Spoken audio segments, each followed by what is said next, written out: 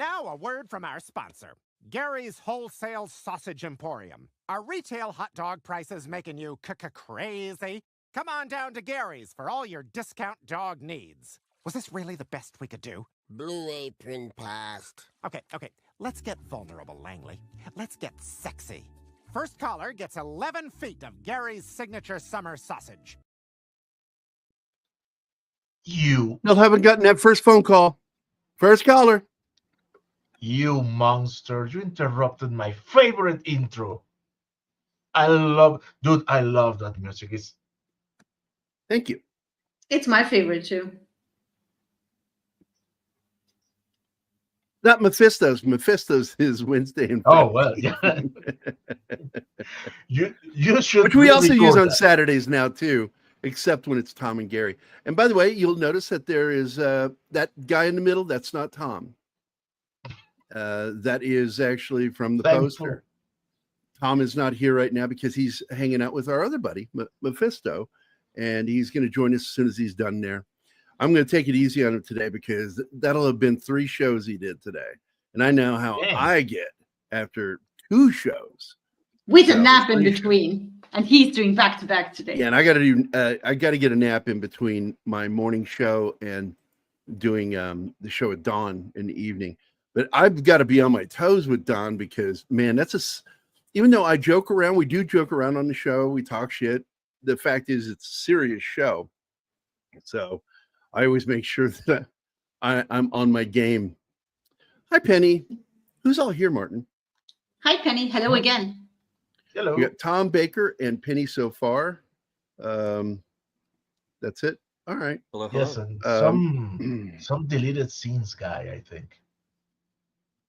Now I know some people don't like this movie, but it is a cult. It's a cult film now, and it's got a huge following. And I went to see this movie. I was in the Army when it came out, and saw it on the Post Theater. I love those theaters because you pay like 25 cents, 50 cents to get in when you're active duty military. So it's dirt cheap to go see movies at the theater on Post. Yes, apparently I said that earlier, and apparently somebody else has said it. So I just thought it was funny because he does a Vietnam monologue, so it's Vietnamologue. I wish writer Peter Straub had written more ghost stories. He also made great movies. Yeah, I like Peter Straub. Straub's got some good stuff. He wrote Ghost Story. Really good book, really good film. Mm-hmm. And they did a fairly good job of adapting it.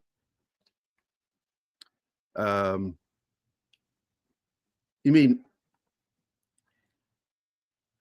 Richard Matheson? I'm trying.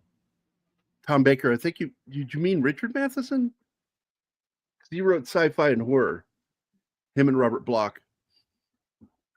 I think the Graveyard Shift is all about dealing with small town American life. It's about a lot of little things. It's whatever lesson it's trying to teach you, you kind of miss because it's so fucking gory and violent. It really is. But I think you're right, Slasher Fred. It's the goofy part is the Vietnam vet, man. I've never met a Vietnam vet like that ever, that talked that way. And I'm like, he's completely crazy. Well, I'm like wondering if he's like one of those valor, stolen valor guys that like to walk around talking about that shit. Like, I'm reciting from the fucking Bible, motherfucker. You better listen to me. It's like, who fucking talks like that? No, I think he was there and it made him crazy. Well, I met a lot of crazy Vietnam vets too. And again, no. If that character had to say the thing with the rats and the prisoners, yeah, you think he would go crazy. Yeah. I will tell you though, yeah, and he's describing something that was actually done in the Middle Ages. That wasn't really something done to my knowledge in Vietnam. That was a punishment in ancient Rome, all the way up into the Middle Ages. Slathering somebody abdomen with honey and putting him in a cage full of rats. Well, what he After the described was rats they are make a starved. small incision and then put a rat on it that's starving. The rat goes in and starts eating them. That's John Houseman's role in Ghost Story is very similar to his role in The Fog. Yeah. I like watching the blooper reel of him in The Fog. It's better in the movie. Better in the movie. Yeah, John Houseman actually had a really wicked sense of humor. You know, I don't remember what actor he was giving advice to. He says it's important for you to stick to your studies and that you go through all these things unless you get hired in the film, and then fuck it all. Yeah. Wait. Yeah. Oh, so you've seen it in the 90s. I thought you were saying you hadn't seen it. So you've seen it. What's up, buddy? I was going to tell everybody be quiet so you know to fucking play the video. Awesome job. You told me yesterday that I told you, do it. So there you go.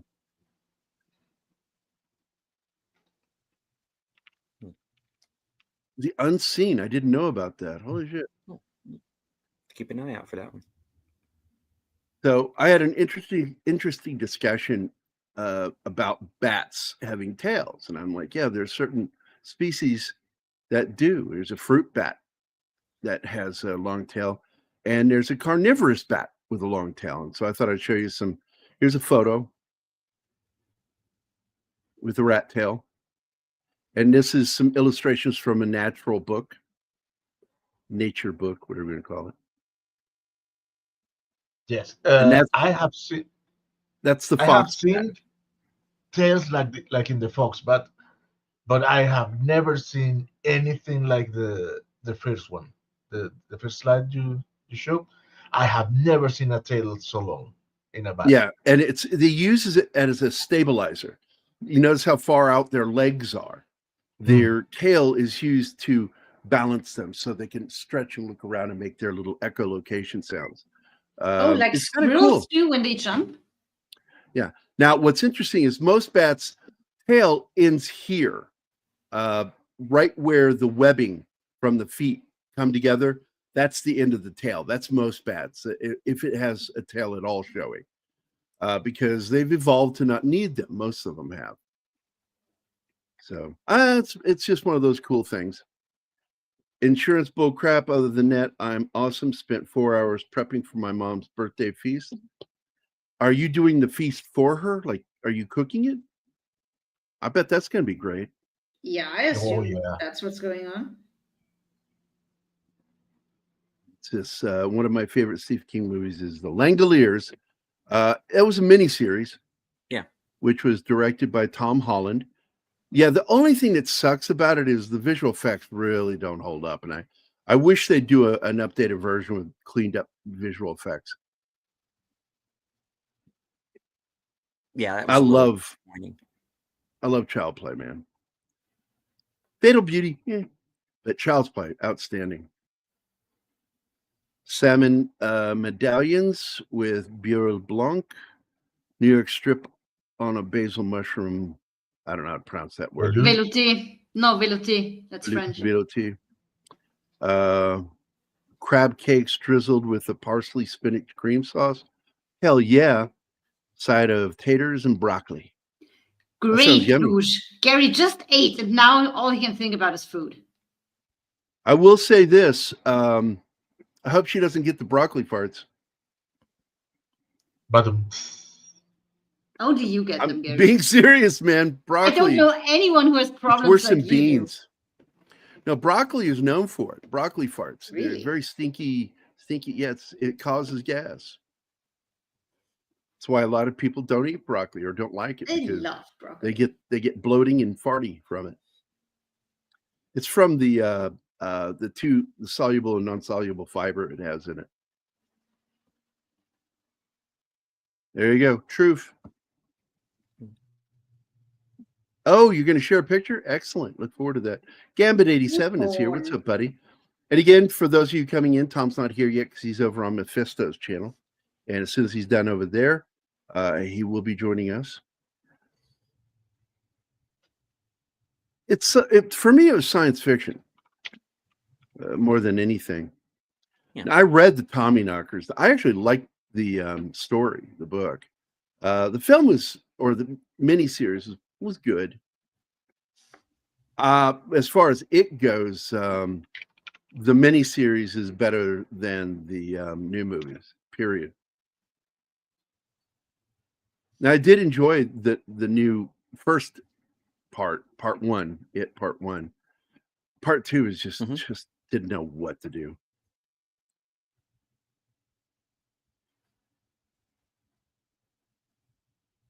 Reed's here. When you're near 3 hours to boot, you need to be focused. Yep. Hi, Reed. How you doing today, man?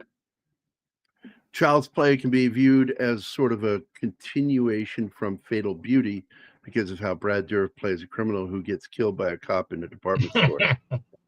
Yeah, true. Good point. Yeah. What I would do is splice them together as one movie. Seriously, like right when he goes into the store, I would cut to that scene in Child's Play and just let it go from there. That'd be kind of a fun fan edit. And of course, everybody that's watching is like, this movie's really long. It's 4 hours. And prerequisite is you have to be drunk while watching it. Yeah. That'll help. You got to find something like every time Chucky or Brad Dourif does something, you have to drink. Doing good, man. Hope you guys are the same. Yeah, man. Doing fine. Thank you. Stephen, not Steven. Yeah, a lot of people call him Steven, and it's Stephen. Yeah. I didn't need you to agree with me. I'm just, Jesus Christ. The PH is silent. It's silent? My name is Steen. Or it'd be Steen. My name is Steen. And we're going to the planetarium. Yeah. Oh my God, I love that episode of South Park where they can't. What is it? They can't say T. They can't pronounce the T. The planetarium. It's a Star Trek South Park episode. It's really great. It's based on the episode where Kirk has that machine turned on to him and he loses his mind and his memory. I don't know. Anima, you have to know that episode. Been a while since I watched them. Hold on. Dude, it's been almost 3 years since I watched Trek the last time. And I'm tired. Don't ask me questions. I had a long fucking week at work. Yes, he is. I'm his daughter too.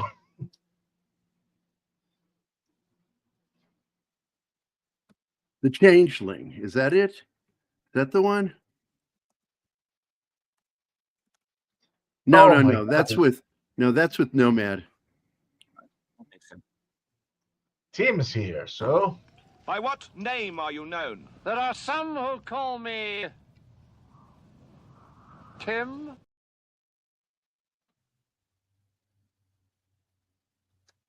Yeah, I can't find it. I know it's got the guy that played Kruger on Barney Miller.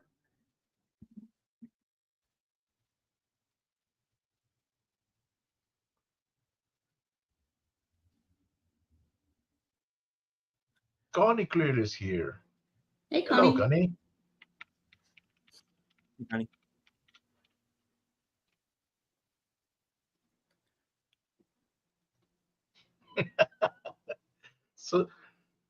So you're tired too. Good to know.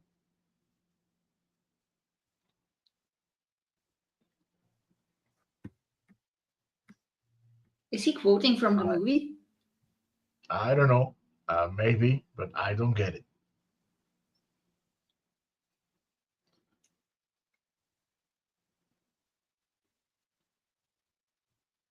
Oh, Tim says it's Dagger of the Mind. Tim saying Dagger of the Mind. Thank you. That's it. Dagger of the Mind. It's one of my favorite episodes. I got to be honest with you. I always like that episode. And anyway, so Dagger of the Mind is the episode that they're talking about or kind of using for that episode of South Park. And for some reason, I guess once you go through the machine, you can't pronounce T's anymore. So the kids are going to go visit the planetarium. So, hi, Connie. How you doing? Tim is here.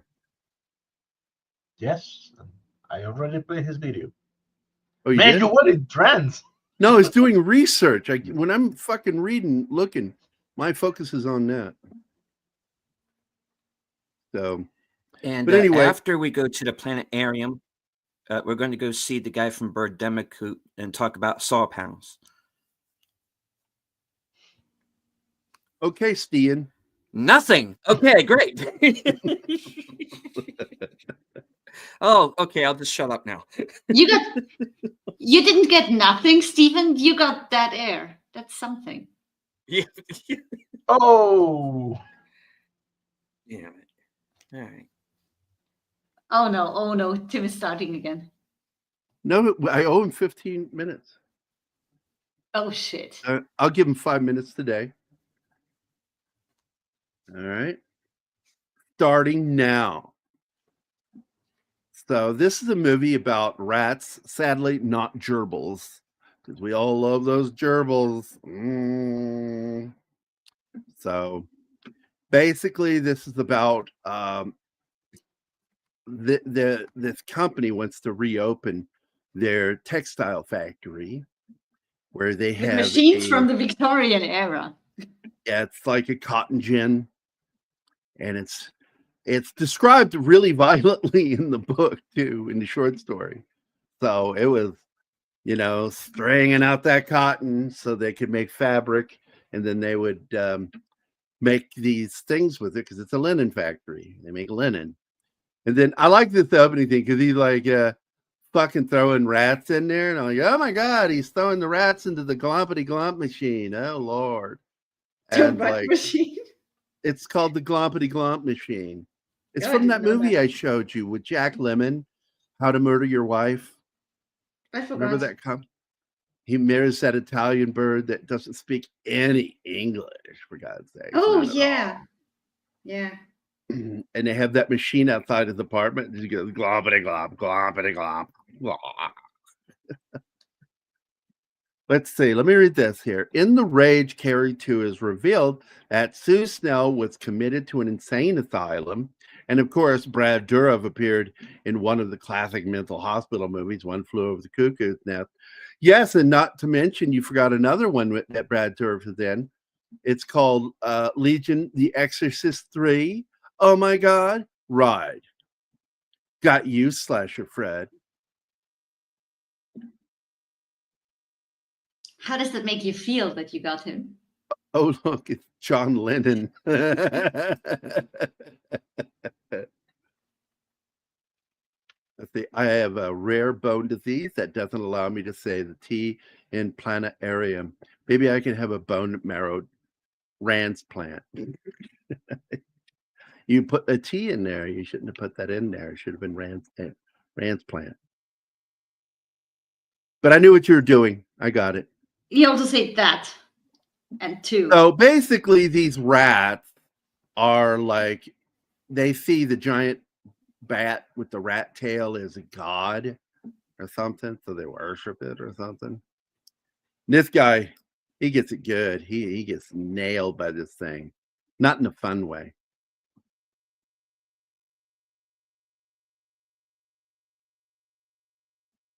Scary ass shit. He can say T at the start of the word. Oh. I don't watch South Park, so I wouldn't know.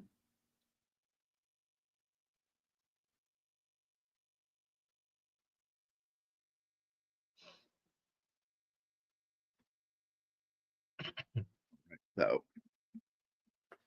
he's like, he sees his shadow and like, whatever, Dad. And then he turns and he sees that it's the giant bat rat. But he is lonely. All he has for company is the rats, so he's giving them names. And it's Yeah, just so but weird he's how they a behave. terrible friend. Yeah, he is. But it's so weird how the rats behave because they all sit in a row and stare down at him. They do that. Really? It's part of their religious belief to watch and witness. Okay, if you say so. Gay Yeah, guy. I don't know of any critic that liked this movie. Not at all.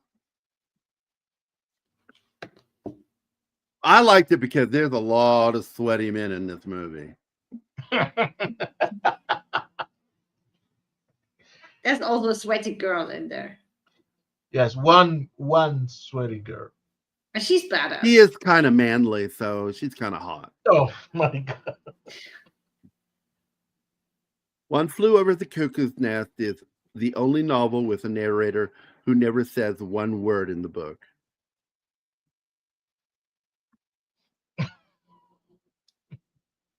Think about it, won't you?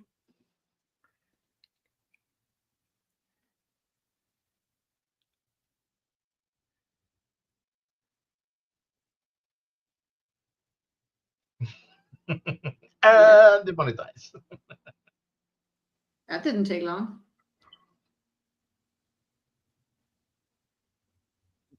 Alarm went off. Wheeler. I now owe him 10 minutes. Speaking of rats, that original Willard can be seen as an inspiration to King's first novel. Yeah, no doubt. Carrie, because of how it involves the man character who is the victim of bullying and ridicule.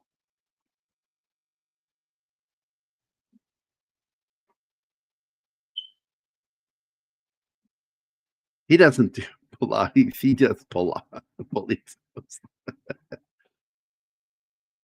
These are terrible looking titles. That font. Yeah.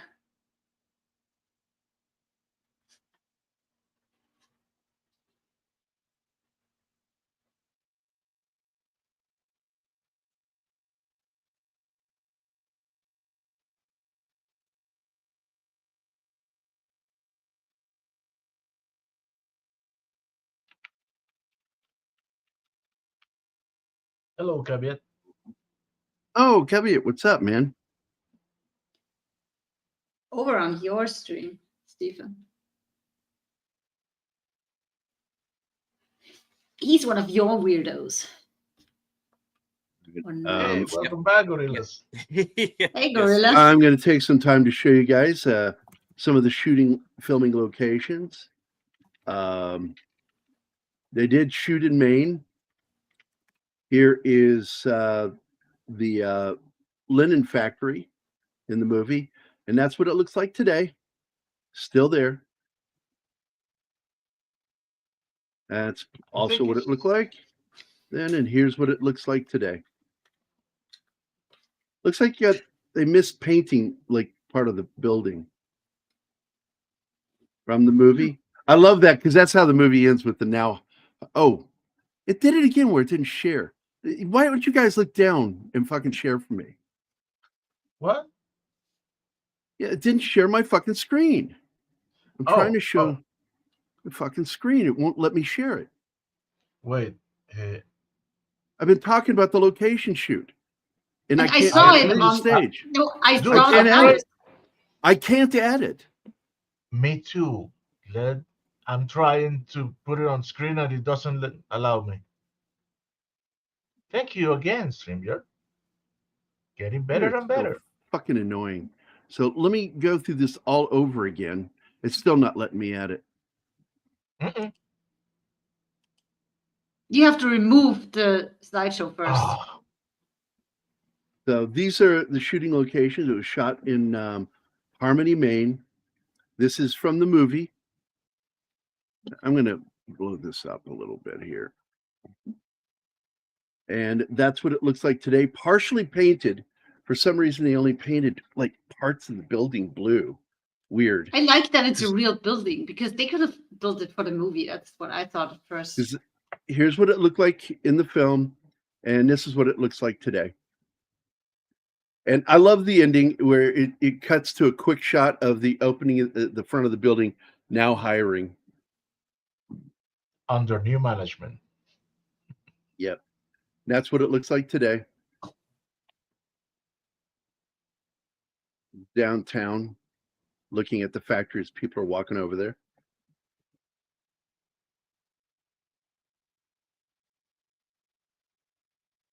Right around the corner is this street in the movie, and of course today. Looks like both buildings are still there. All the buildings are. And that was a store, right? Where everybody went and got drinks and shit. That's it. That's the locations from the movie. They're still there, man. You can go to 20 Water Street, Harmony, Maine. And the second location is High Street and Main Street in Harmony, Maine. So they're literally shot right around the corner from each other. Because Nice. this is the Harmony Street up here, and this is the mill. Hey, So there you go. We all know what that means. Shut the fuck up, Kyle! StreamYard Goblins.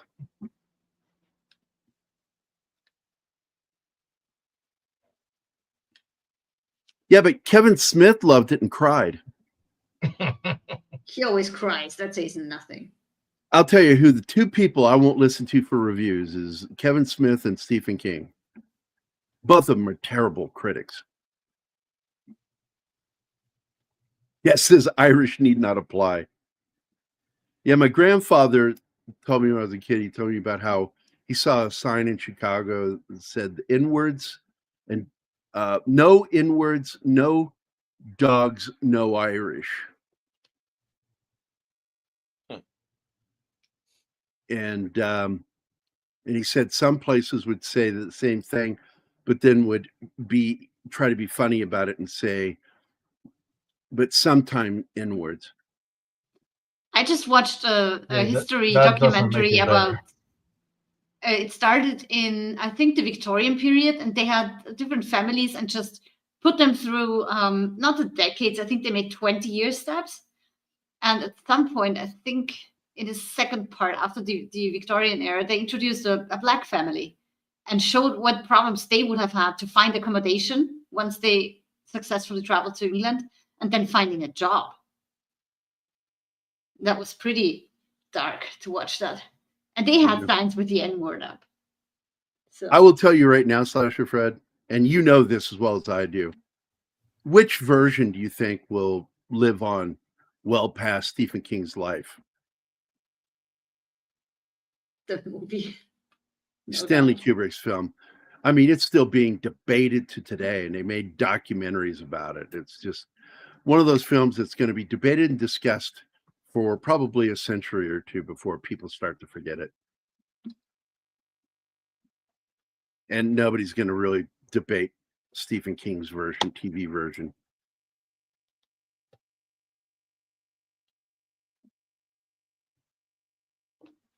Do it. Do it. Do it. Oh, hi, Tom. Hello, Tom. Graveyard shift. Yeah, I was just showing the locations because they still are standing to today. Not torn down. Oddly, oh look, it's the Batmobile. That's the kind of car we had. I told you about it. The doors are like 200 pounds or some shit on them. Wow. And when my mom went to shut it with her butt, my fingers were still inside. She shut the thing on my fingers. No fractures because kids' bones don't completely ossify when they're little, so it's harder to break bones.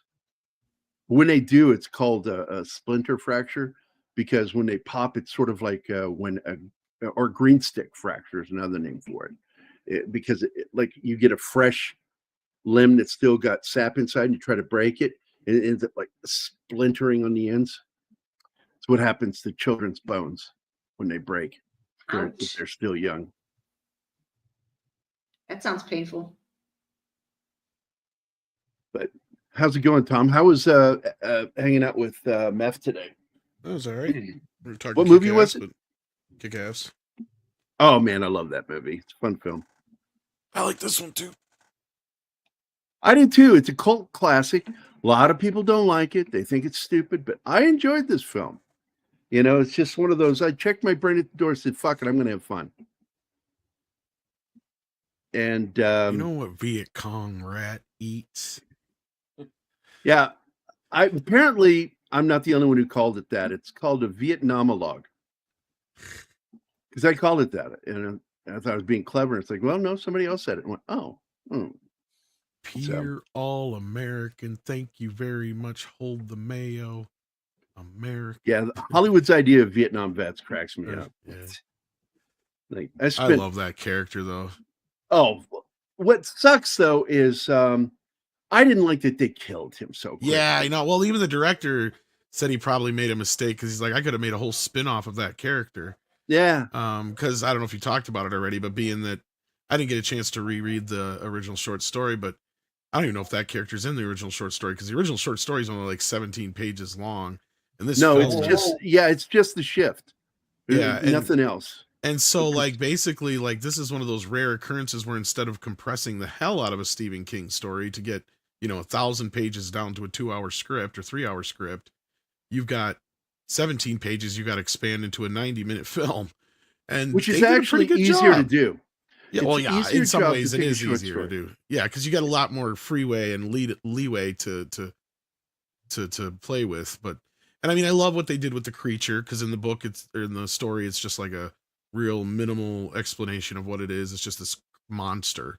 They don't really specify, but I love how they make it this bat rat hybrid thing that just kind of like exists like it's probably some prehistoric creature or something, that's been living. Oh, it looks ancient. Yeah, like it's it's a typical thing that Stephen King has, like It and other things that are like you said, ancient and always been there. Yeah.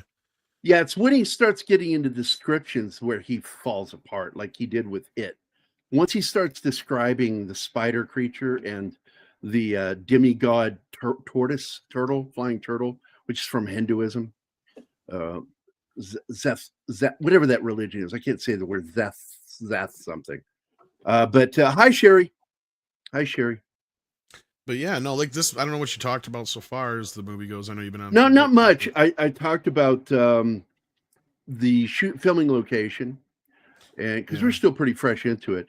Well, because I know the director came across it, and he had worked on Pet Sematary and Pet Sematary 2, and John Esposito wrote this script when he was really young. And he didn't even do it under any kind of spec or anything like that. He just did it on his own. And the director got his hands on it. I think it's Charles Singleton or something like that his name is. And he's like, this is great. And he took it to Paramount and he's like, how would you like to have the next Stephen King movie for Halloween? And they're like, would we? Like, because this is, of course, right after Pet Sematary did bonkers for them. So they signed up, and in 8 months they threw this movie together. And it only cost $10 million to make at the time, which is insane. And they built all the factory interiors. The exterior is a real place, and some of the other places you were showing are real places. But like all the interiors was built on its own. And the guy who used to do all of Hitchcock's old visuals is that not the same car from the Salem's Lot? It might be. Because King gave this movie his blessing, but the rule was that they had to shoot in Bangor, and I can't remember what the other stipulations were, but they're real minor stipulations. But like, yeah, that was mainly the main thing was it had to shoot in Maine. And he ended up not liking the film, he didn't hate it. His first reaction was, "It'll do great on video," was what he told the director afterwards. Yeah.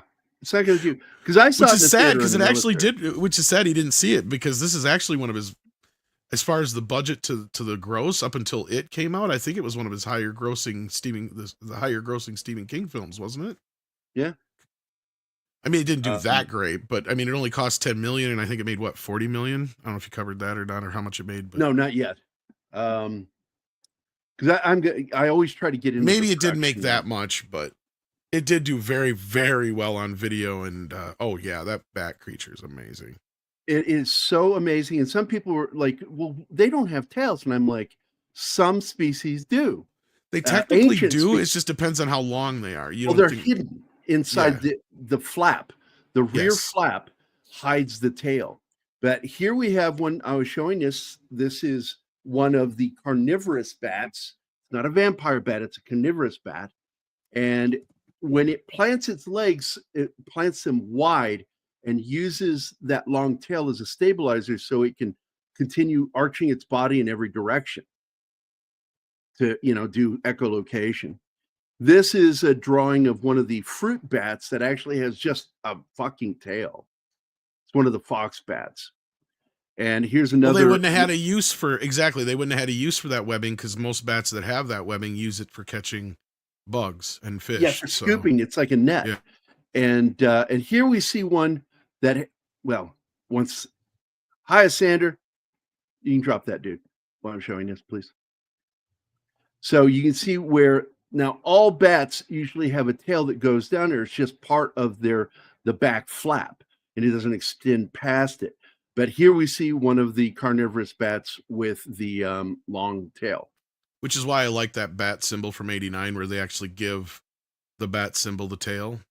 Yeah. It actually looks more appropriate than, well, actually, it's more so they give them the 2 feet than they do the tail, because the tail's always been there. But yeah. Absolutely. So anyway, this film really was a quick production. So I think they got it done in what, 6 couple weeks? Weeks. Yeah. That was like really quick production. Because they had to do posts it's all analog posts, so they had to do actual cut film. They didn't have digital anything at this point. So yeah, to be able to pull off a movie in 8 months is a feat. Because a year at least at that point. Yeah, because they had a really short pre-production period with building the rat and the sets. And that machine looks it's very close to the actual thing they use in the cotton gin that they use in linen factories like that. So, and it's kind of close to the way it's described in the book too, in the short story. And these machines were moving like that, and little kids had to go when they went all the way out. Little kids had to crawl in there and get the stuff that had fallen down. It was a fucking nightmare of a back job. Before they made laws. My understanding is that is a real machine, actually, that they got from some old mill. Yeah. And they had to slow it down. Yeah, they actually had to slow it down for film because it went so fast that it wouldn't register the teeth on film. So they had these guys come in and fit it with a speed motor or whatever, so they could turn down the voltage. So like the more voltage it would turn down, then the teeth would go slower. So all the shots where you actually see the teeth and like when it eats the creature and all that stuff, they had to slow it down because otherwise you wouldn't be able to see it on camera. And when it it's a real machine. By the way, to support what Tom was talking about before, because it was shot on a 10-point, budget, and it earned, I think, close to between 11 and 12 million. Okay, so it didn't make as much. I don't know what it made outside the U.S. because I think it did much better outside the U.S. But video, it did really well. Yeah, maybe the 40 million might have been with the home video. That might have been that's where I see it was super hit for home video. And of course, like I said, I was in the Army. I saw it on post. And when you get a movie on post, it's sort of like those dollar theaters you see every once in a while pop up, where you can go see a movie right before it goes out on video. And that's when we got it on post. It's like right before it went on video. So within a handful of weeks, I rented it. And so everybody back in the barracks could watch it. It was fun, man. That was fun. Brad Dourif's daughter is eerily fucking good looking. And I say eerily, like because she looks so much like him, yet she's good looking. Yeah. Oh, and it leads to a thing that used to be like, I'm sorry, baby, you're going to hear me talk about this. I would break up with girls if they look like their dad too much, because that would freak me out.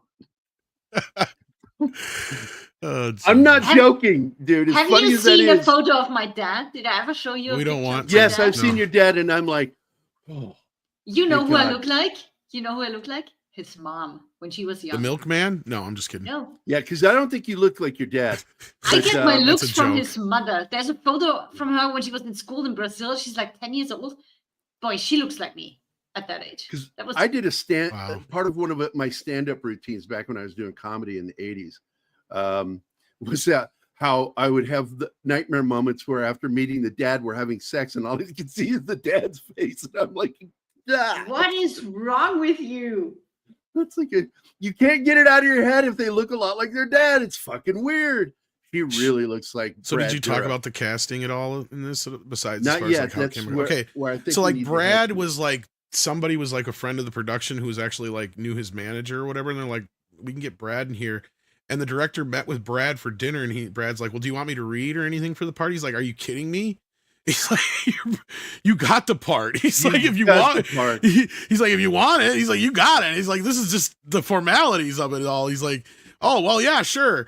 And he's like, he just brought this all to the table with him. Like this whole character was just, Brad just hamming it up. And this is just great shit that Brad does here. And then of course, same thing with Steve Mott, the boss, right? boss, the director yeah, actually foreman. worked. The director actually came from Laverne and Shirley, and that was another way that they got this production done so quickly. Is he had a bunch of TV people working on it from Laverne and Shirley, so those people know how to move a production along quickly, get their turn lines around quickly. Yeah, and so he knew Steve Mott very well from Laverne and not Laverne and Shirley. It's Cagney and Lacey. I'm sorry, not Laverne and Shirley. Cagney and Lacey. My bad. Cagney and Agnew Lacey. and Lacey. He was one of the Yes. cops. Really good fucking TV actor. And Steve Mott, he just hired him. He did not expect this to come out of him. He shows up to the set because Steve had been banger accent. spending the last few weeks with some guy from Maine. And he has this accent. And it's like every one of these movies now, it seems like you have to have that one character who has that harsh Maine accent in it now. It's like a given. This is just for today, Tom. Remember when you hit that pedestrian with your car at the crosswalk and then just drove away? Pepperidge Farm remembers.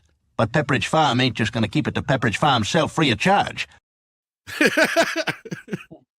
Yeah. Technically, there should be no R. There should be Aj. But anyway, That's I love those guys. Yeah.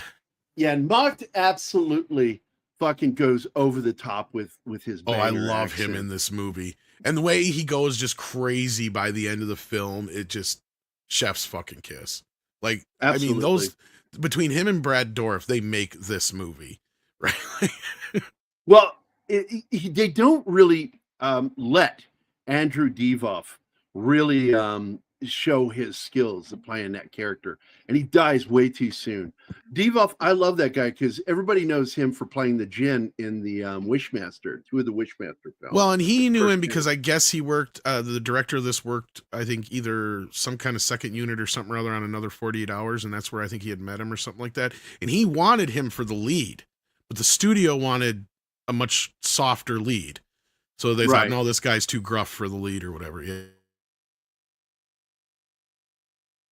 Yeah, what is that guy's name? Dave Andrews, isn't that it? Uh-huh. Yeah, he's sort of a what do you call it? A Mark Harmon knockoff.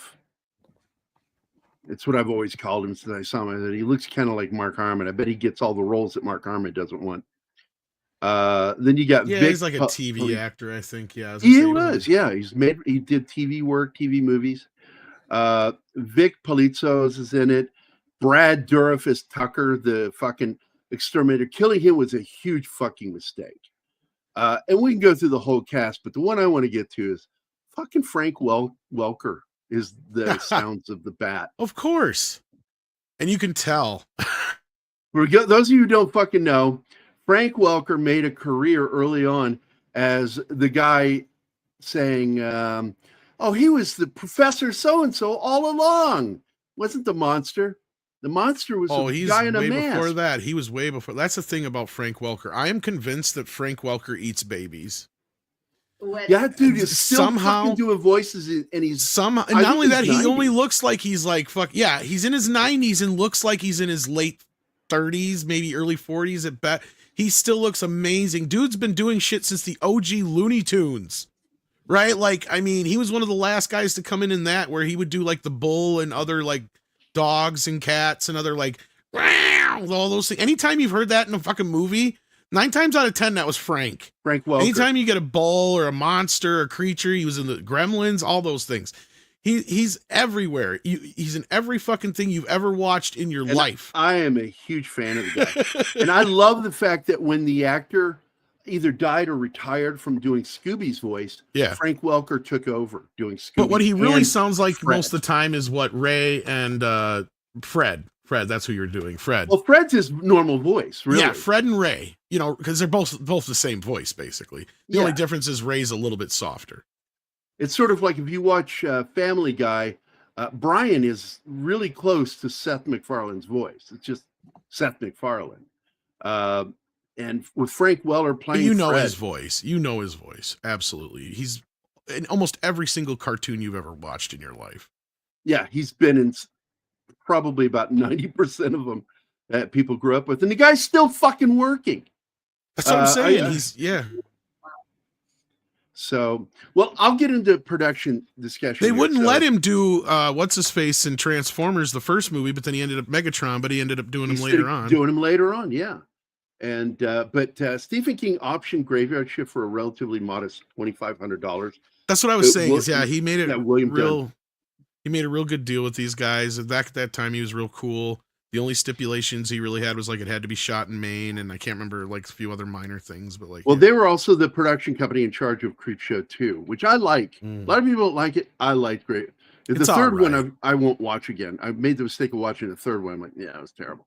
But the options were for Creepshow 2 and Pet Sematary, as well as having he helped establish the main film office, and that's who William Dunn is. So he is from Maine. He's a banger boy. So King's decision to option Graveyard Shift for a relatively small amount was motivated by the story being a short story, as well as the company being small, and felt like they had more of an interest in making a good movie. And I agree with him. I think that's logical. The adaptation of Graveyard Shift was written by John Esposito, who'd actually carried over from work on another producer who had previously held the option on the story, and then he let it lapse. Dunn secured the financial backing for the film from Larry Sugar Entertainment, and nobody knows who Larry Sugar is. Okay. Who had previously handled the European theatrical release of Salem's Lot, edited from the TV miniseries, which I think was great. I love the movie, the full movie. And they did. They released the entire 2 episodes as one movie on the Blu-ray. Think we'll ever get a 4K on that? Maybe. I think it was scanned the last time in 4K, so it's plausible. I hope so. I think it's worth it. So Larry Sugar. I don't know who Larry Sugar is, actually. I'll get into that after a bit. But Larry Sugar put the film immediately into production, hoping to be the very first King adaptation after Pet Sematary, which I love that movie, Pet Sematary. I also like Pet Sematary too. And upon the film's unveiling at the American film market, Paramount acquired distribution rights, hoping to repeat the success of having distributed Pet Sematary. Wah, wah, wah. Well, because Paramount still was distributor for the video, right? Did Paramount Home Video? Yeah, that's what I'm saying. It's been one of those movies. That's where they made their money. That's been constantly in re-release. That's what I was saying. Like, I think to this day, it's made like $40 or $50 million for. It's one of their more consistent. Because that was the joke. Was like that was what. Because you were right. Like Stephen King thought it was kind of meh when he saw it. And his the only thing he said to the director was, Ralph Singleton is his name. The only thing he said to him was, "Well, I think it'll do well on video," meaning, yeah, it's about as good as a straight-to-video movie, right? Well, It did okay in theaters, but then it did even gangbusters on video. Like I said, it's one of the cons. Like anytime you see like a Stephen King package or whatever, it's always in there. It's been re-released, I don't know, half a dozen times. I just got the 4K, right? So I mean, this is probably the 3rd or 4th version of what I've owned already. So yeah, I mean, It's one of those movies that it has its cult following, and whenever you bring it up, people are like, "Oh God, yeah, I love that one." Right? Like it's just one of those movies. So yeah. He's been an executive producer on some cool shit because he worked I had on no idea. Steel Dawn, a lot of straight to video movies, Graveyard Shift, Steel Dawn, Project Alien, Shattered, which I thought was a good film, better than what critics treated it as. That's the movie with Tom Berenger and the guy from Roger Rabbit, Bob Hoskins. He did the movie, which I've talked about on this channel a few times, Boxing Helena, with the guy from Warlock that died. Julian I want to say Sands? Jeremy. Yeah, thank you, Sands. He did the updated 1996 version of The Prisoners and not very, and that Robin of Locksley, if anybody remembers that piece of crap. But he produced that one. He produced the 1996 football comedy called The Halfback of Notre Dame. Yeah, nobody remembers that one. And he did some other stuff he's still producing all the way up to 2009. I'm not sure. I assume he's dead because the guy was like, no, he's still alive. He's 80 years old. Holy shit. 80 fucking years. It's Larry Sugar. But his best work is Boxing Helena, Graveyard Shift, Shattered, and Steel Dawn, which I really liked. Shattered. And I enjoyed Steel Dawn. That was Patrick Swayze's martial arts post-apocalyptic Mad Max movie. Anybody remember that? Anyone? No. I have it. I just haven't gotten around to watching it yet. Which one? It's not great. It's called Steel Dawn with Patrick. I have Swayze. it, but I haven't seen it. Yeah. I'm like Patrick Swayze with a sword. I'm in. Yeah, and martial arts. It's got karate in it. Another thing I thought was a mistake is I felt that he should have survived, the boss. That they should have defeated him, and he had to pay the price for what happened. Criminal. Well, he kind of pays the ultimate price, doesn't he? He dies, but I feel like that's letting him off. It is what it is. I think the audience wants to see that, so that works. I know the other thing that was funny that the director said was like the first day he did the effects because the fucking bat never wanted to work. Like the shark, like Bruce. 13 hours. And then he after the first 13-hour day of working on effects, he turns to the first AD and he goes, "This is your job now." Yeah. So he's like, after that, I let all the bat rat work go to the second director. Yeah, you can do it. There's Debuff. I love that guy, man. A lot of people don't know he has a small part. If you blink, you miss it in Indiana Jones and that terrible movie with the crystal skull. He's one of those guys that, he's in a lot of movies where he's like close to, but yeah. Russian. He speaks fluent Russian. And that's why he got hired. I would say another 48 Hours or whatever is the one that I think I recognize him most from besides this, but yeah. Yep. People don't know that guy speaks fluent Russian. His parents are Russian. I'm not sure if he was born in Russia. I would expect it with a name like that he has Russian heritage and probably speaks. I know his parents are. It's just that I think he might have been born there and brought to the U.S. That happens a lot. Like, what's her name from that 70s show that lied about her age, that married Ashton Kutcher? Mila Kunis. Yes, Mila Kunis.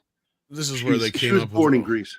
Oh wait, what? All the drama between, the interplay and stuff here. This is all, of course, none of this shit's in the book, obviously. My memory. No. It's straight up. Yeah. The shift. Yeah, just that shift. Yeah. But the movie's all a lead up to that shift, and then the third act is the shift. So yeah. Absolutely, Slasher Fred. I loved that miniseries. And I love that Canadian actor that plays the demonic force. Yeah. He's really good. He's a good actor. Yeah. Isn't he? Is he the same actor that's in Thinner too? No, those are different guys. No. Liev, yep.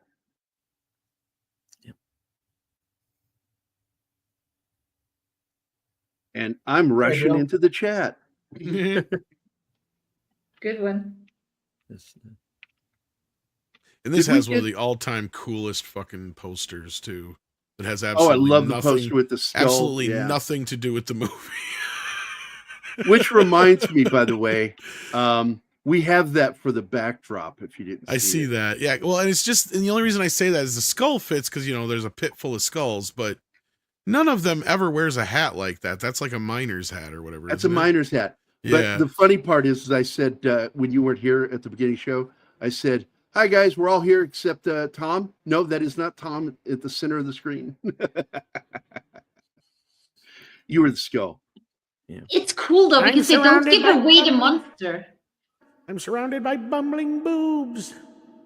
Bing boobs.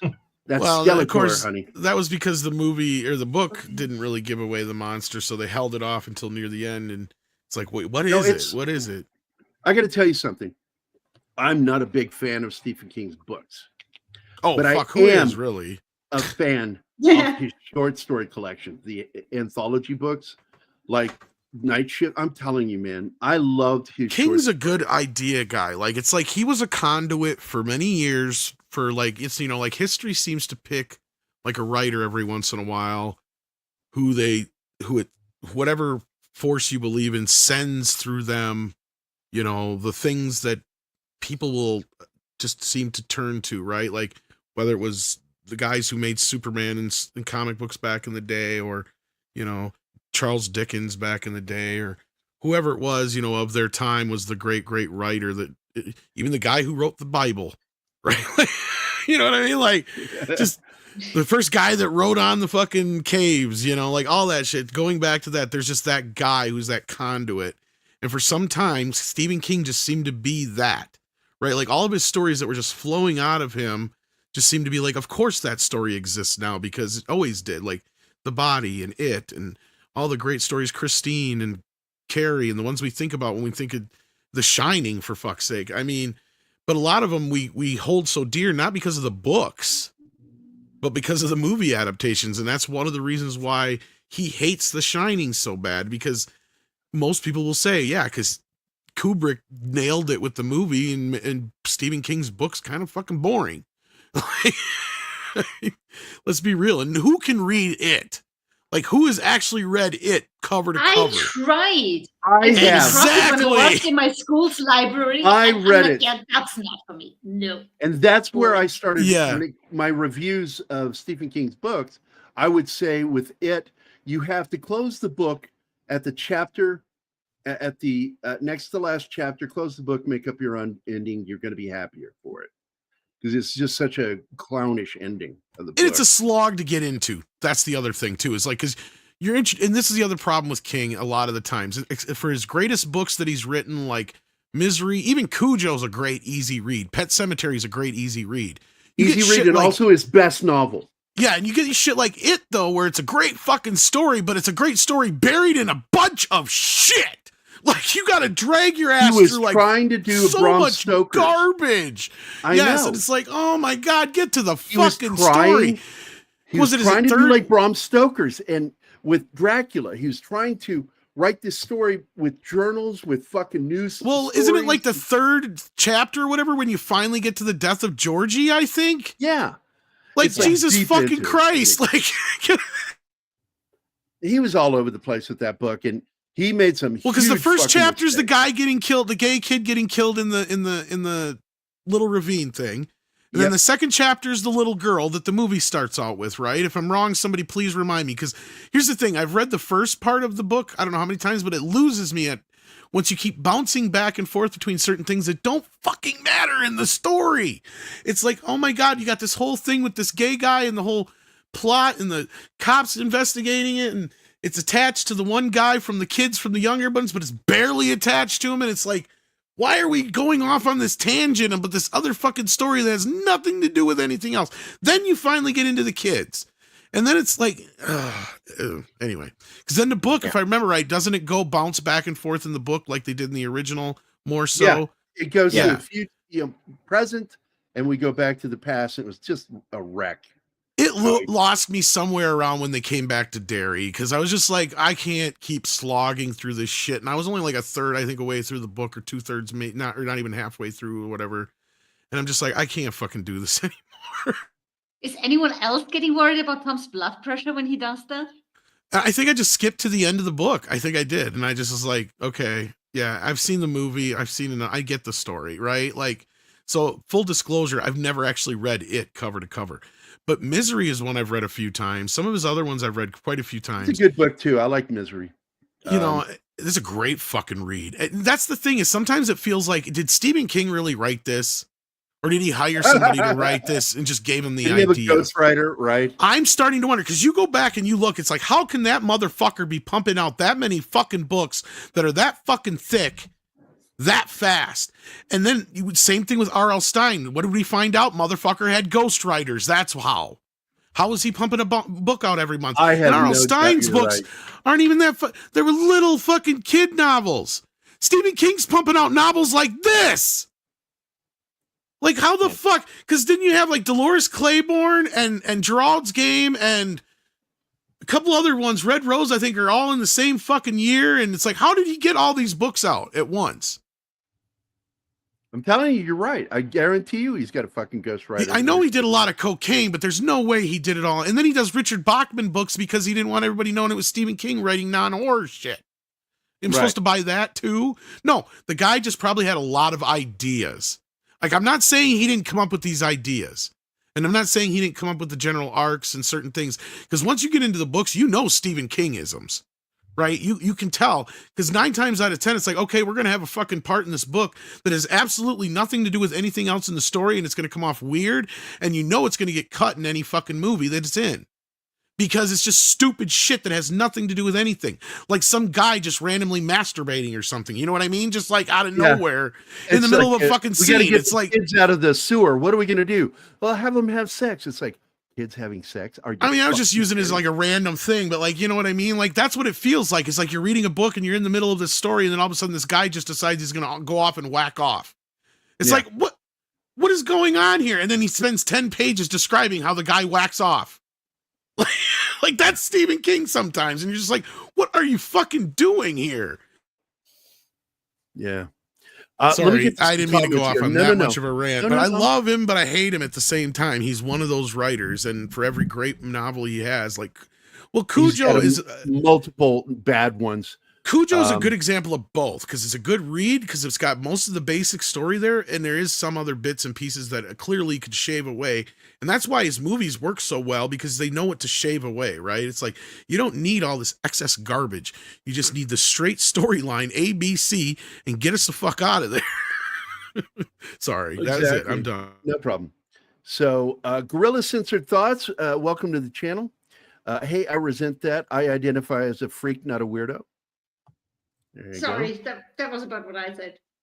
Yeah. Sorry. Speaking of Indiana Jones, the same year that Pet Sematary, River Phoenix, who was in Stand By Me, played him as a teenager in the 3rd Indiana Jones film. All right. Let's see. Monkey Jeebus says, I made Mila Kunis spit soda through her nose when I called Danny Masterson a curly-headed retard when I worked on the 70s show. And look what he got out of that. Around 40 minutes into the film, in Mac's Tavern, where Brogan and Danson are taunting Hall about being picked to join Warwick's 4th of July cleanup crew, Ipiston is reading the novelization of Ben from 1972. Yeah, that's a nice little throw. Little Easter egg thing. I like that. That's cool. Because, you know, in the book, what they end up finding, if I remember correctly, was a blind queen rat, a giant blind queen rat. And the rats were feeding her, making sure she was fed. And I think she was an albino too. I think she was an albino, blind, giant fucking blood-sucking rat. Is that what they like? Because I don't remember it having much of an explanation, but it has literally been, I don't know how many fucking years since I read that collection. It is I'm pretty sure I'm right. It was a cow-sized queen rat with no eyes or legs. That was no eyes or legs, too. It wasn't blind. It had no eyes or legs. Because I know they completely reinterpreted it for this, like, which I like this obviously better because this makes more sense that it's like we were saying before, some ancient creature that is some kind of hybrid. Yeah, it seems to me like just a mutation that made it so big and have no eyes. Yeah, and by the way, at the end of the short story, everybody dies. They're eaten. Yeah. And when the next shift crew comes in, like, where'd everybody go? They have no idea what happened. That's another thing that Stephen King likes to do. Kill off everyone? Yeah, except for when he's a writer and there's a writer in the story, then they live. Yeah, that's the thing I've always hated about him. Is like, he's one of those guys that loves to romance the stone. And if it's not a writer, it's a teacher. Right. Yeah, it's because he puts himself in his stories, and it's annoying. Because he used to teach too, I believe, as well. Especially like I think wasn't he a teacher when he wrote like a couple of his first novels teaching. Or something like that? Yeah. And he likes to put himself in the stories, and it's something that does happen. You know, it's called romancing the stone when the writer puts themselves in the story, but they usually don't make themselves the main character. They usually have them as a side character. And, they base characters on themselves, but he is like 100% that character, and that's not how he always makes himself the lead. It's always his idealized version of himself too. That's the thing. Rats don't That's just annoying. A giant rat is a master splinter. Yeah, this rat's missing turtles. And here we go. Stephen King probably thinks a rat king is the leader of rats and not a bunch of rats tangled together. What a dummy. But that is how the short story ends, is everybody dies. Yeah. Absolutely, Mecha J. And hi, how you doing? Have I missed saying hi to anybody? I want to make sure I said hi to They had a ton of rats on here, and of course they brought them in from LA for some damn reason. The lovely Sherry Tim, Monkey Jeebus, Sandra Hammerschlag, DJ Play Nice. I didn't say hi to DJ. Bill Barkley and Mecha J. So I hope everybody's having a good Saturday. I want to point out that, Anima doesn't like horror, but she enjoyed this film. Dude, I'm getting into it. I enjoyed The Witcher and stuff like that. So. This is well, I mean, it's funny we brought up Jaws earlier because that's the kind of story this is, right? Like at the end of the day, it's a Jaws story. I mean, it really is. You got the boss who's basically the mayor who wants to keep the plant open despite people dying. Right. And, you got pretty much Brad Dourif playing the Quint character. Supposed to be Quint, but then he dies early. Yeah. Yes. But again, doesn't even get killed by the fucking rat. No. He gets killed by the building settling.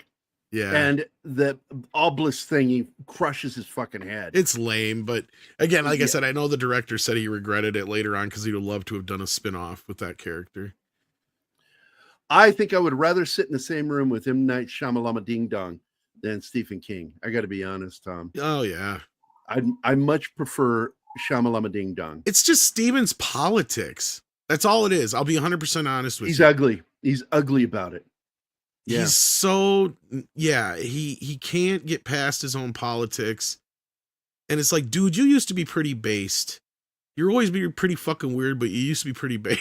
Like, what Nothing the fuck happens happened to these guys? Yeah, like what the fuck happened to you? Like, and you see it all the time with these guys that used to seem based. All of a sudden, open their mouths and you find out that they're not just liberal. Doesn't bother me. I have a lot of friends who are liberal, that blue dog Democrats, but lefties annoy the shit out of me because they just get ridiculous. I can't believe everything. Like him and Rob Reiner and certain other people. I look at them and I go, how God, did you have the childhood you you had and still turn out this fucking way? Like, I just don't get it. I don't either, man.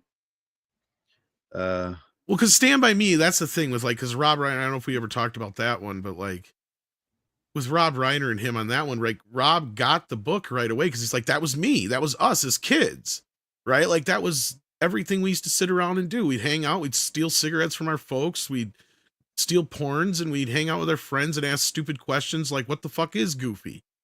right? Like, you know, and you would think that these kind of guys, they would totally get the American experience and understand what's going on right now in this world, but they don't. I just don't get it. No, I agree. By the way, he has the single best death scene in the film for me is Andrew Divoff, because he's lights a match, I think, or a lighter, and turns, and there's the fucking giant rat head. It's my favorite reveal shot. And by the way, going back to Jaws, I'm assuming you know why the shark was named Bruce. Yeah, that was Steven's lawyer. Steven's lawyer, and it was a joke that it never works. Yeah. So he's poking fun at his lawyer. Yeah. Stephen Mock does lawyers have were that known as Fred sharks. Ward. There's that too. And there's that too. But Stephen Mock and Fred Ward are lookalikes. There's a little bit of there, but like this scene right here, like these two, like this is two actors just chewing scenery. Like, yeah. He wants to make sure that you're going to get this job, and then he goes into his Vietnamologue, and that Vietnamologue is just something else. I have spent a lifetime around Vietnam vets. I've never met one who does this, but this is still fucking awesome. It's all show. I got upset when he got killed. I didn't want him to die. You don't want him to die. He's a great character. He should have appeared. Like something should have happened to him, and it makes you believe he's dead. And then right at the end. Yeah. Help him survive. I would have liked that. Wounded, and like a fucking tunnel rat. Okay. I love that he has fucking nunchucks and shit. Like nobody ever talks about all the shit he's got. Yeah, for his dealing he's with the ultimate exterminator. Yeah. Shit. But you know, the whole connection should have been with this movie is him being a tunnel rat from Vietnam, because tunnel rats were the guys that crawled into the fucking tunnels to go after whoever was in there. And it's a dangerous fucking job, and you had to be a little crazy to fucking do it. Well, and you got to understand though, this was written by a kid, right? People, so I'm not talking about Stephen King. I'm talking about John Esposito, who wrote the script. How old was I think he was only like 18, 19 or something like that at the time. Something like that. He was real fucking young. I got to tell you, this is really good for an 18 or 19-year-old person. He might even been a little younger than that. All I know is that they got the script. It was completely unsolicited. He had just wrote it. Like, I don't know what you read there, but the director's in the making of thing or whatever, he's talking about it, because he's like, we came across this script from this kid as this writing sample, and we didn't realize how young he was at first, but we're reading and like, well, this is great, because it was an expansion on the Graveyard Shift story, and they were looking for another Stephen King movie to do after Pet Sematary, him and his production company.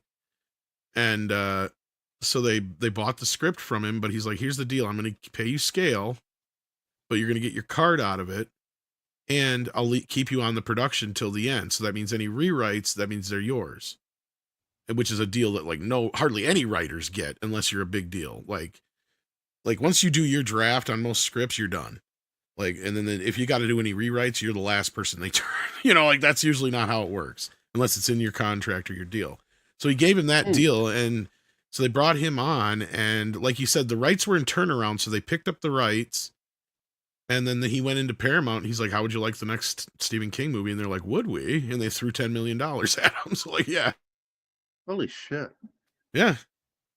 I mean, the kid didn't go he's written a bunch of other stuff since, but like, I noticed that they don't show his birth date on. I think he was only like IMDb. 16, 17, 18, 19, somewhere in that region when he wrote it. It was like a writing sample he had done or whatever. You look at, I'm going to just look at this shit. Look, Graveyard Shift is his first film. Tale of the Mummy. That was with Russell Mulcahy, right? Mm-hmm. That was wasn't that the Russell Mulcahy Mummy movie? I'm going to go double check. I think so. Yeah. Yeah, Russell Mulcahy. I remember that fucking movie. He worked on the Teen Titans, the good series. He worked on Legion of Superheroes when it was good. He wrote on the Masters of Horror TV series. He did the Theater Bazaar, which I've never seen. but he worked on the Walking Dead webisodes. Did some Goosebumps stuff too, I think it was. R.L. Stein, Haunting Hour, and he worked on Creepshow, 7 episodes of Creepshow series, the new one, which I got to tell you, for the most part, is pretty good. Some of it's not so great, but I enjoyed the show. I enjoyed the new Creepshow. And Ralph Singleton may have something to do with that new Creepshow, or the newer Creepshow thing too. I have no idea. He might have. Since you said something about the production company did Creepshow 2, that could very well be. Let's see. Let me get to the credits page here. I'll go to Creepshow now. I enjoy some of their shows, man. Let me see if Singleton's in here. He might be retired too. Their cast list is super long. Whew. Okay. Let's see. Greg Nicotero is an executive producer. That I knew. I'm looking, and nope, no, maybe not. Nope, nope. But Esposito, it's not the same without Tom Savini involved, if you ask me. But yeah, I don't know why Romero. that Nicotero, because he knows him. Why he didn't ask him to return? Maybe he did. I think Savini's pretty much retired now, isn't he? Because he's been raising his grandkid, and I mean, he's not the smartest guy, but I wouldn't call him retired. I didn't say retarded. I said retired. Oh, retired. Sorry. No, like I know he does like cons and stuff, but does he really work anymore? Like, does he still? He's got his school.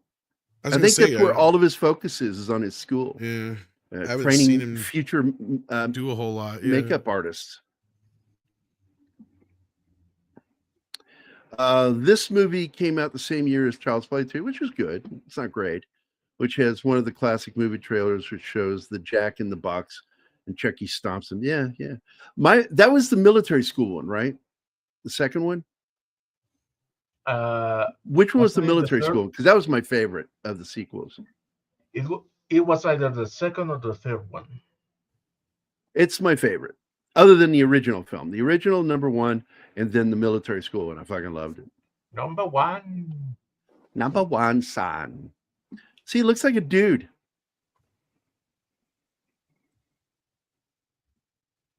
I made a joke about that earlier when I was doing my. Tim paid like $30 for me to do gay voice, so I owe him another 10 minutes because I'm not going to do more than 5 minutes per show because it gets exhausting doing that character. Have you heard me do that one, Tom? Who hasn't?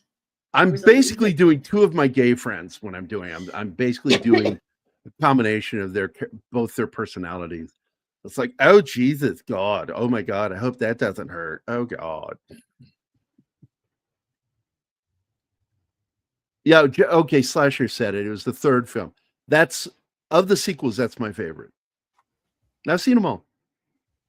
The only one I won't watch is the non-canonical remake. I had no interest in that. The one with Mark Hamill. Fuck Mark Hamill and fuck that movie. What's this? Tom does a Batman voice? He does it. Yeah, Bat Tom. Yeah.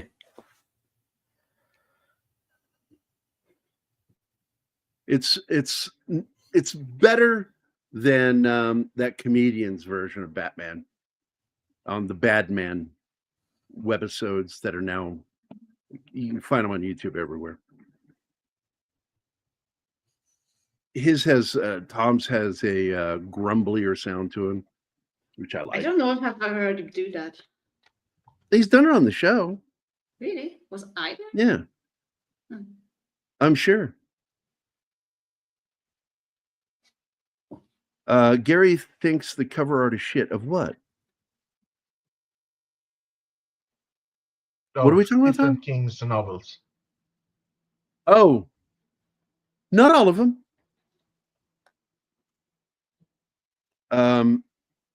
I like the minimalism of some of his covers.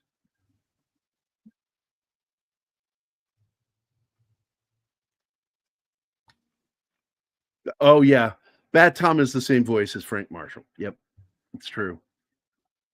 That's when you heard him do it. When he did the Frank Marshall voice when he came on and joined us.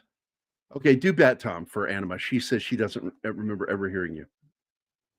I don't know what to say. No, I don't think I've heard him do that. Someone give me some lines. Yeah, now do Frank Marshall the way you did it on the show. It's grumbling. Can I go? Hey, yeah, we're gonna make a movie. It's gonna have a Terminator, like Twister. It's gonna have dinosaurs in it, and there's gonna be dinosaurs in the Twister. And we're gonna call it Twisters. I'm so glad with a 3 for an E, because his wife co-produced Twister. And I was like, we're so lucky we to get Frank Marshall as a director on that. I turned Frank Marshall into like some Texan who. Yeah, you do this like wild voice.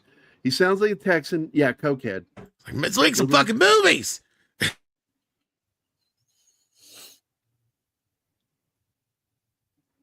Free Frank. Deleted scene says Free Frank. Goddamn right. Get me out of here, please. Give him a bump. Coming for my dinosaurs. Frank needs a bump.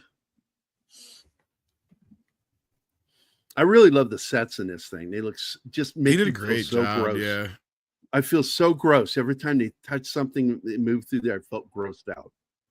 yeah. Everything's covered in like this black grime and yeah, just obviously wet dust and dirt.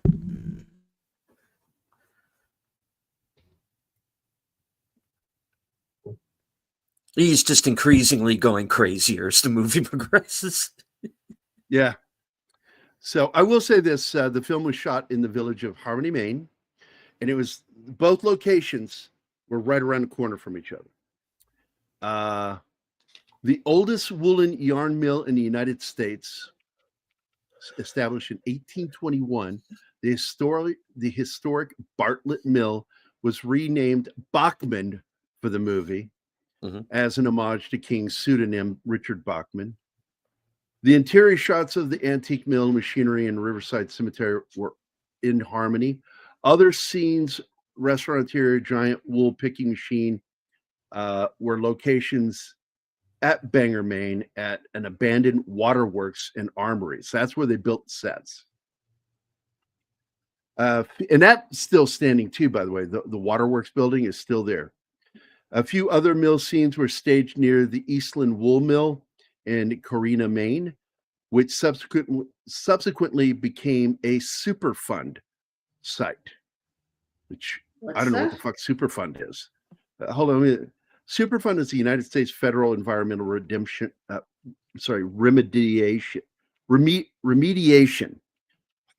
haven't seen that word written down in a long time. Program established by the Comprehensive Environmental Response Compensation and Liability Act of 1980. The program is administered by the Environmental Protection Agency, EPA. So I guess that's going to shut down soon. I'm sure USAID was behind supporting that too. God only knows. Reception for the film was poorly received by critics. They did not like the movie. On the review aggregator Rotten Tomatoes, it holds a 0 approval rating, and sadly, only a 29%, by the way. It doesn't say this here. Audience score. 29% is all this movie got. A lot of people fucking hate this movie, I guess, you know. I've got a soft spot for this movie. I like this movie. The film was released October 26th of 1990 in the United States, opening in first place for the opening weekend. However, due to negative word of mouth, Graveyard Shift saw a steep drop in attendance the following weekends. It grossed a total of $11,582,891 domestically. And that's just domestic. I don't know what the global is. I can look it up. Let's look it up.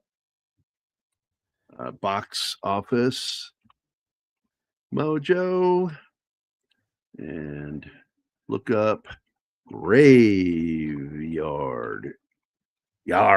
Shift. Graveyard should be said by pirates. Look in the graveyard. All right. So that's all it made globally. It says domestic is 11.5 million, technically 11.6 million, and global, worldwide, is 11.6.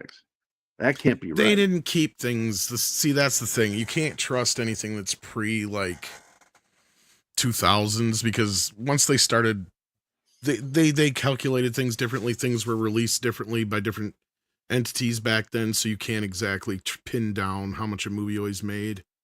Like, even like you go look at movies like Highlander, like it made dick all here in the US, which is usually what it reports, but it made like twice that in the UK, right? And it doesn't have any what it made outside the US and stuff like that. So like, and that's when most films pre like 2000s, it's just, they didn't start doing like the worldwide box office until you had movies like Independence Day and Phantom Menace and stuff like that, from my memory, where they really started reporting a lot of that.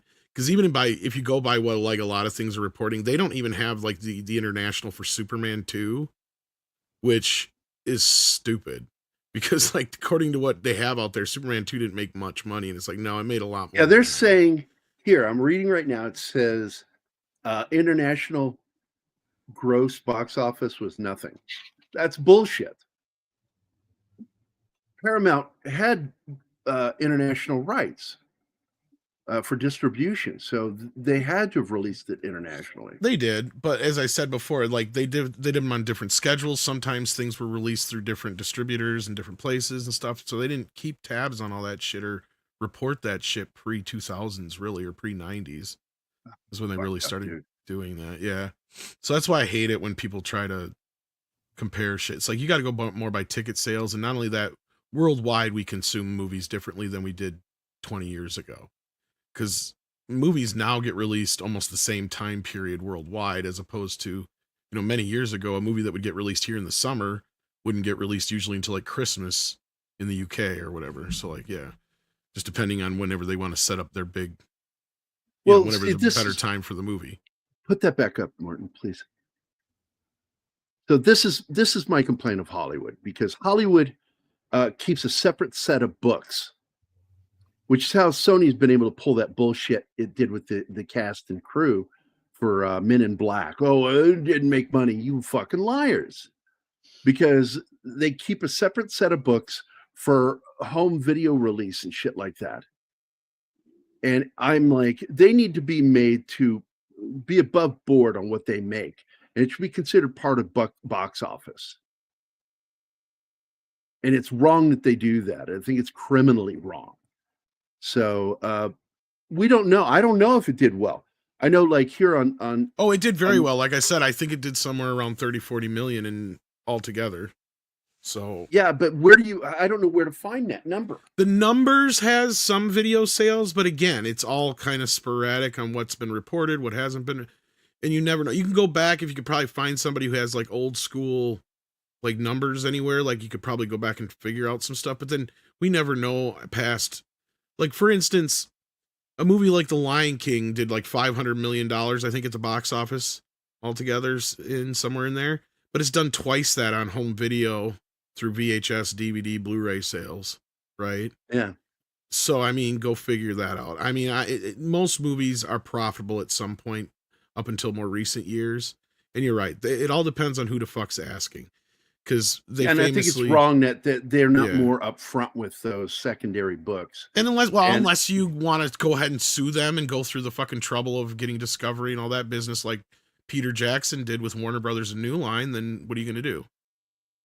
There's nothing you can do, but somewhere along the lines, someone needs to say that you're using mobster type rules, hiding a separate set of books. So here, I'll read this. This is all they have for home media information. Graveyard Shift was released on VHS and Laserdisc in 1991. The DVD was released May 28th of 2002 and re-released August 15th of 2017 by Paramount Home Entertainment Columbia TriStar. Columbia TriStar released the film on Region DVDs and VHS from 1992 to 2003. The film there's was your released... answer to part of that. Columbia probably had outside the U.S. distribution. There you go. Released on Blu-ray in France on October 3rd of 2011, Spain and Germany on 17. On July 28th of 2020, Shit Factory, under the Scream Factory label, released the film on Blu-ray. And Kino just released the 4K. Kino did. Kino Okay, so Lorber that's not even just in released here. the 4K. Yep. Nice. Okay. And I do like this. La La Land, you'll hear me mention La La Land a lot because they're the ones who are a secondary label that releases soundtracks to B movies. A limited edition soundtrack release featuring the score by Anthony Marinelli and Brian Banks was released on October 6th of 2020 from La La Land Records. I have that. Which means you and could to my probably find it on recollection, eBay. the only thing I don't like about it is I don't think it has the actual version of the end titles that's on the movie where it has like the clips. It's Right. Graveyard Shift. It has the music, but it doesn't have the clips in it. Oh, the voice clips. Got you. Yeah. Unless I missed it. I mean, I have it, but I'd have to go back through it again.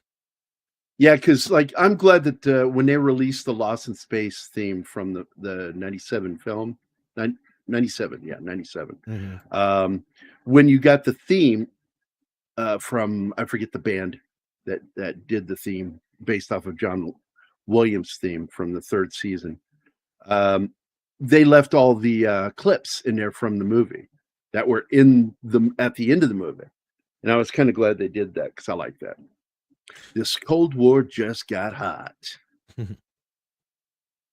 Did you might like be, that but movie? I have to recheck. Which one?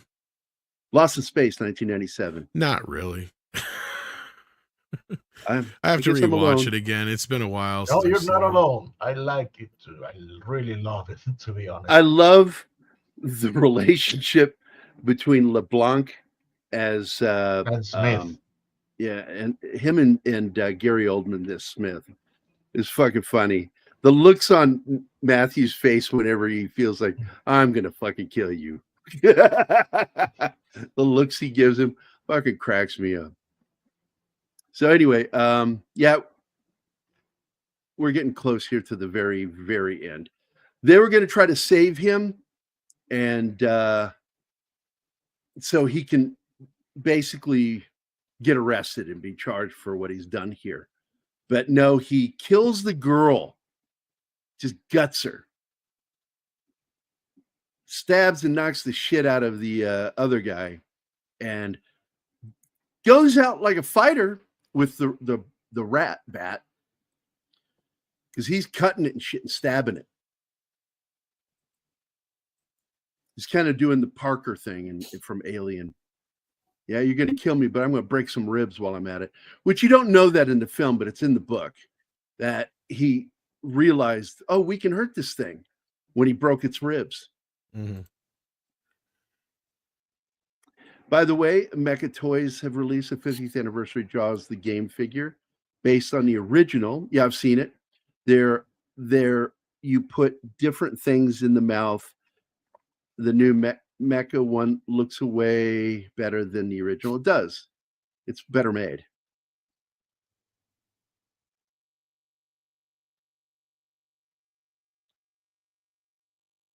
Gary Oldman's just good in pretty much everything he's in. And he is, in my opinion, the best Dracula. I noticed that on your intro, you have a clip from the silent movie Joan of Arc, and one of these days you should do a review of the movie The Jazz Singer. I would feel so uncomfortable doing it because I would be making jokes all the time about blackface all the time. But it is a good film. I brought it up to Anima before. It's technically the first soundie. Technically. It's not a talkie because there's only a couple bits where they talk, and it wasn't meant to be. They were only going to do the music. Just the music.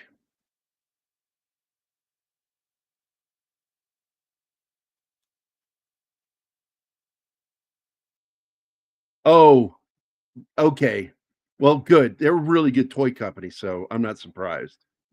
I think I saw somebody post about it over on Twitter. Was that you, Tom? Somebody posted about the game. Which game again? The Jaws NECA game. Oh, yeah. I posted something on it. I used to have the original one that posts mostly Jaws stuff. Yeah, they're doing a bunch of stuff this year for the 50th anniversary. By the way, that fucking idiot, man, that you're fucking with, and then I made fun of. He like said one thing to me, and then he stopped talking. And when I came back at him again, making fun of him, I'm like, I wonder what makes that guy tick. I'm getting bored of his games. Oh, you get so many racists on there. They think they're the fucking wide thinking, open-minded people, and they're saying the most racist shit. 6 is here. Neil Diamond did Blackface. Yeah, that's right, 6. Go back and watch that movie again when Neil Diamond did it. I am my cry. We're coming to America with blackface. With blackface.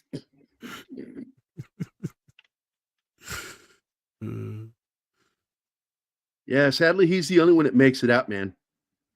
And in the book or the short story, he's actually doing the same thing, and he keeps spraying them to keep them away. But eventually, he's just overwhelmed. There's so many of them living down there. They overwhelm him and kill him. And then the next crew comes in wondering, where is everybody? Why aren't they here? Well, they're from Bangor, Maine.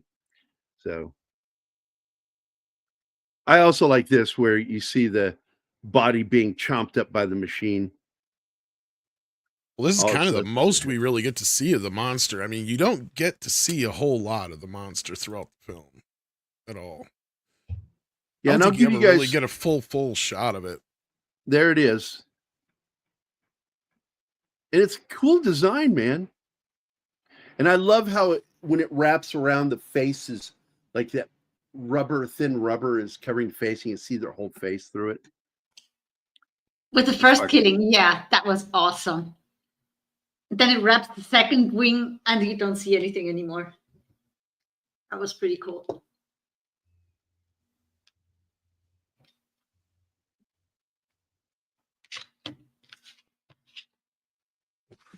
It's like those creatures in the Beastmaster, where they just like with the wings and they wrap you up and you're gone.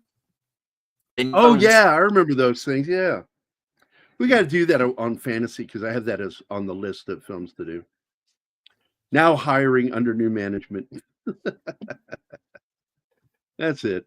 Show's over. That's something that Ryan has to say. That's it. You got a problem? I got a problem. You got a problem? I ain't got a problem. No problem. Next week, we're going to be talking about the movie Quirrell. What? I'll be missing that one. Yeah, somebody brought that up the other night when we were talking about movies.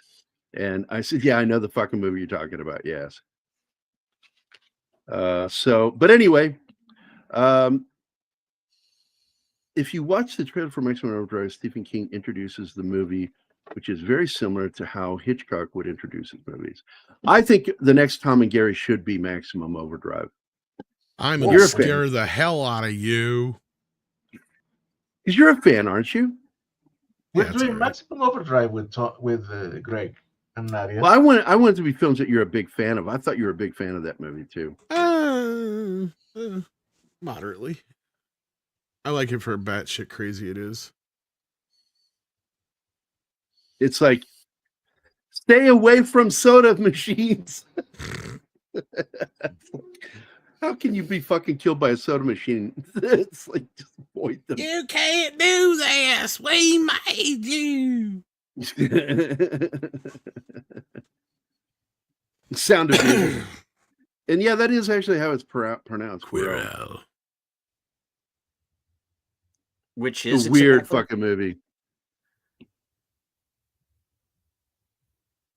DJ Play Nice. Ask the split. All right, man. DJ, take it easy, buddy. Take it easy. I got to eat some at some point here. Yeah. I'm going to probably wrap the show up here because we got through that. It's a quick movie. Some fun.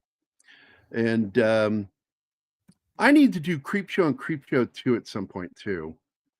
And Pet Sematary, because I love Pet Sematary. I mean, that movie, I love the book because it's the first Stephen King book that had a perfect ending. An ending that made sense. That he thinks that if he buries somebody that's fresh or dead, it'll work. It's just crazy. He's lost his fucking mind after having to, deal with his kid. And that kid's so adorable in it when he turns evil. It's like, oh my God, he's too cute to be evil. The stay away from soda machines. Please.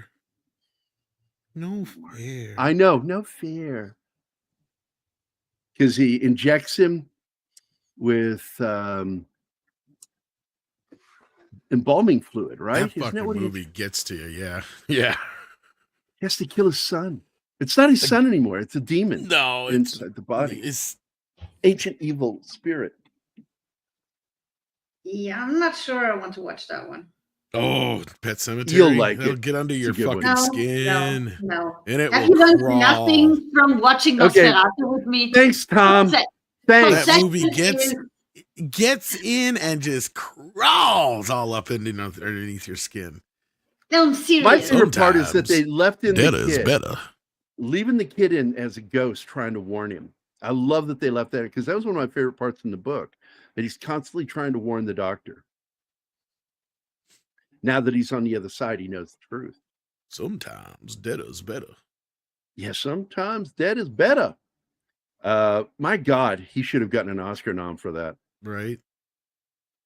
And that's the actor who played There's Fred Pet Munster. Cemetery on up there. Yep. Over here. Fred Winnie. Yeah, Fred Gwynne. Very good actor. His career came back there towards the end of the 80s, going into the 90s, and he fucking died. Excuse me, did you just say two Utes? Utes? What's a Ute? No, I said, I'm sorry, Use. Use. Over enunciates the sound. That's a funny movie. That's what we need to do that Animal can watch. You would enjoy that movie. See, I got a train coming through at 5 o'clock in the morning. I can watch everything. I just don't want to watch certain things. And on top of your biological clock.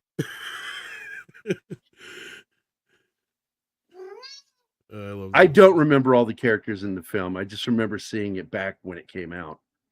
And I was like, what the fuck did I just watch? Because I liked artsy fartsy films a bit here and there. Like I'll watch an artsy fartsy film, but that one was a bridge too far for me. Oh, Six liked your impression, by the way. Oh, hi, Six.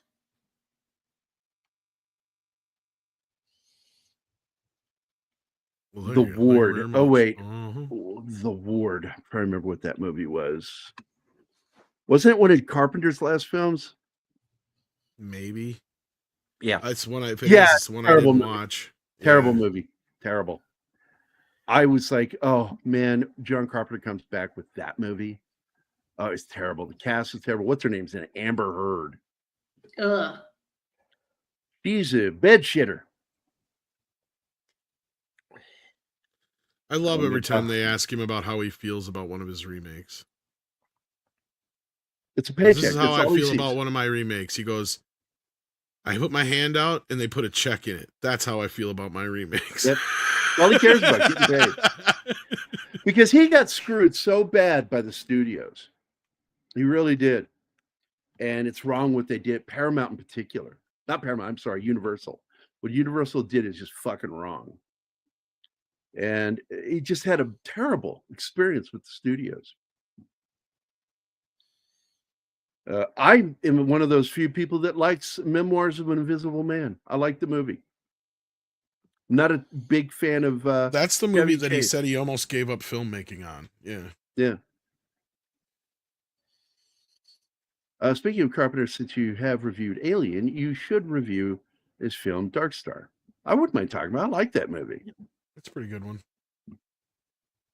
Without that movie, would have never had Alien. Yeah, Gwen is great in Pet Sematary. Should have got a Best Supporting nod. I just don't like the Oscars, man. It's just bullshit. I think There was Spencer Tracy was against the Oscars.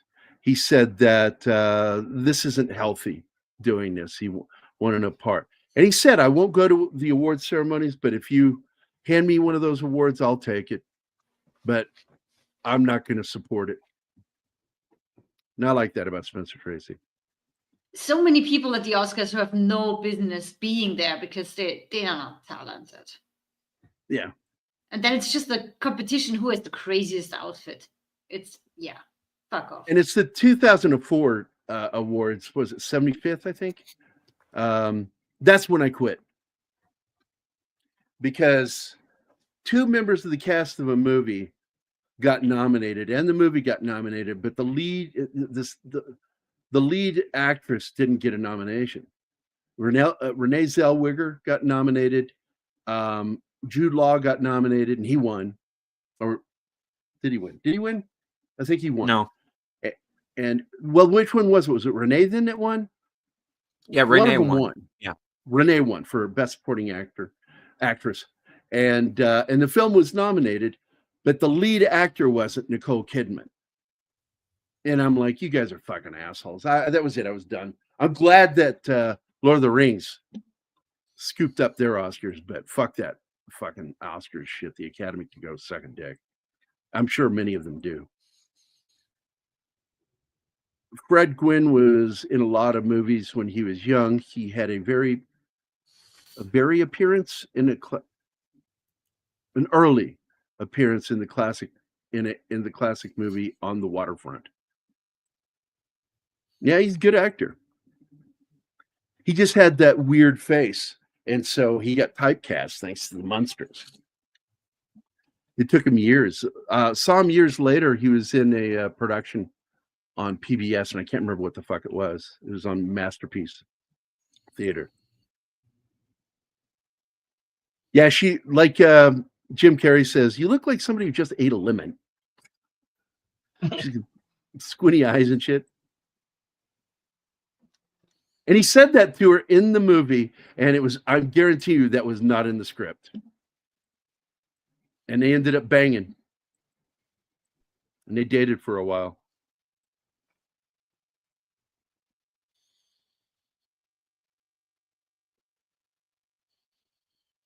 Yeah, On the Waterfront. It's a film that is great, but also not one I want to watch very often. It's just so drawn out. Oh, yeah. Jim Carrey is one of those few people. I mean, 2 movies of his, one scene in each film made me laugh so hard I blacked out. The piss scene in Me, Myself, and Irene in the shower when he goes in there to pee.